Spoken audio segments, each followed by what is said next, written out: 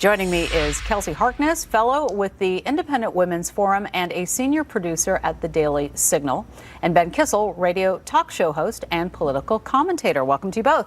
Thanks. Happy New Year. Happy New Year. All right, Kelsey, I want to start with you. Let's talk about some of these incoming freshmen. As we mentioned, there are several young liberal rising stars. One of the great unknowns as we start the new year will be if and how much they can change Washington.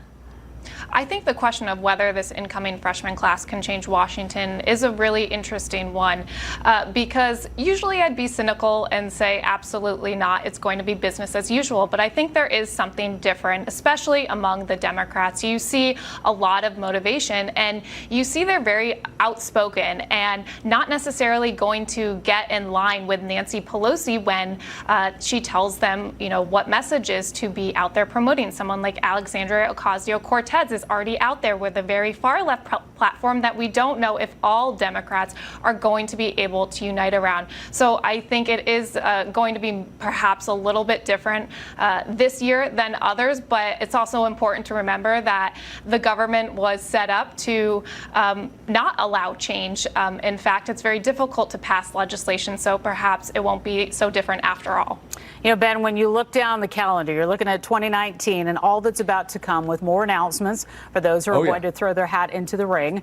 You've got, you know, the healthcare issue, jobs, border security, such a big one right now. What will be the big message that needs to be out there for these candidates? What are you waiting to hear? You know, that's the exciting thing about campaigns. We are going to have a real diverse group of individuals running for the Democratic nominee, whether it be a Michael Bloomberg type, who obviously has different ideas of Wall Street than someone like a Sherrod Brown or an Elizabeth Warren. This is a good thing for the Democratic Party. And one of the stories that I don't think has really been covered enough, when it comes to the 66 seats that the Democrats were able to win in the midterms, only 25 of those seats went to so-called progressive candidates like the aforementioned Alexandria Ocasio-Cortez. For every one of those progressives, there's around two of the Colin Allreds of the world. Colin Allred, he unseated Pete Sessions in Texas. There's 41 more moderate Democrats. Over 20 Democrats ran in districts that Donald Trump won. So the Democratic Party right now, when people talk about saying, they say, where is the leadership? Well, hey, that's why we have elections. That's why we have campaigns. And I think they're in a really good spot right now. You make some good points there, Kelsey. I want to let you bounce off of what Ben just said. Well, when we look at the race for 2020 among the Democrats, they certainly do have a deep, diverse field. But I think what's important for Republicans to keep in mind and message on is the fact that that this is really a competition among the left of who can call for the most free stuff without repelling too many moderate voters.